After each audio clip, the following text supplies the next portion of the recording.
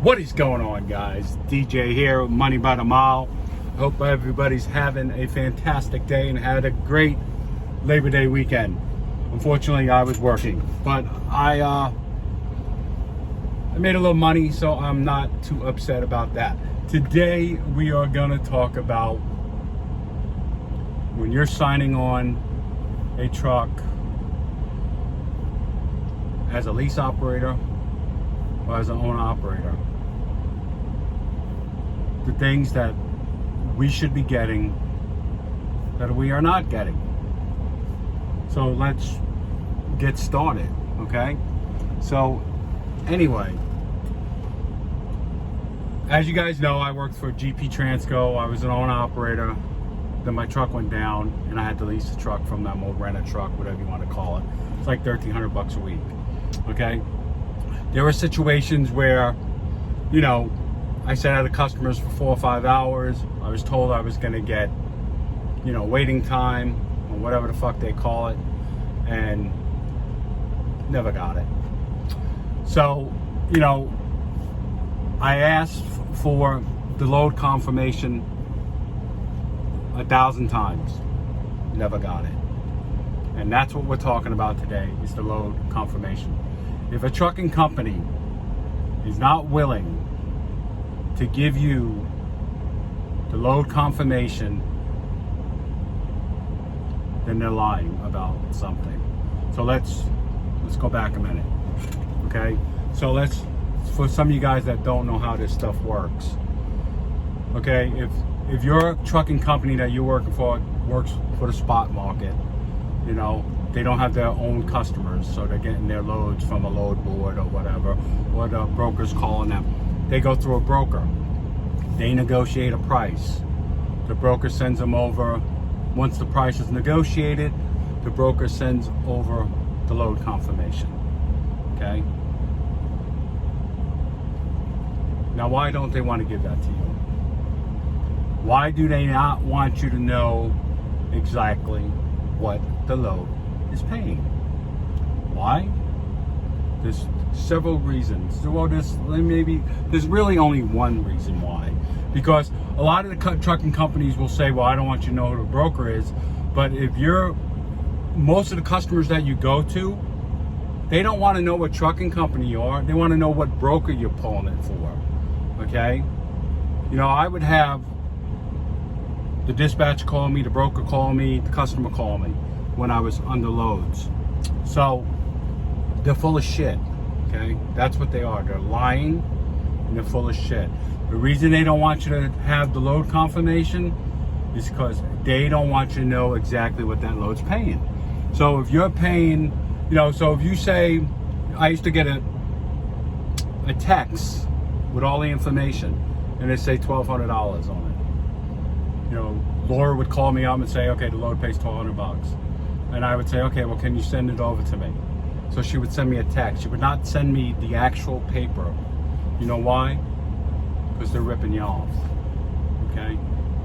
There's no reason why a trucking company would not give you that load confirmation. I mean, which they should. You know why? Because the load confirmation has everything you need on it. It has the contact numbers. It has the any special instructions. It has origin, destination, what type of trailer, you know, what you need to accomplish that rotation of the job, the move, okay? The only reason a company will not give you that information is they're hiding something, okay? You know, like my attorney, I guarantee you, once we get this put together and we go back, we're going to request every load confirmation we ever did for GP Transportation. And I guarantee you, they owe me a lot more money than I already think they owe me, okay? So that I can guarantee you, because there's no way a driver requests the load confirmation and they tell you no. And this is the second the first Lithuanian company I worked for. Then I went to work for another one before my authority was up for like 3 weeks. The same thing. I asked for the load, and they told me this is Bloom or an RPM leasing. RPM leasing. I think they leased the truck, and Bloom was the actual company. Did one trip for them down to Florida. Came up for orientation, grabbed the load, and made 2 loads down to Florida. Asked for the load confirmation twice. Never got it. Got home to Florida. Told them I wanted to advance $600 since I got to wait 3 weeks to get paid. They told me no. I said, okay, well, I quit. So, because I'm not going to work for a company that's not going to give me a load confirmation and not going to give me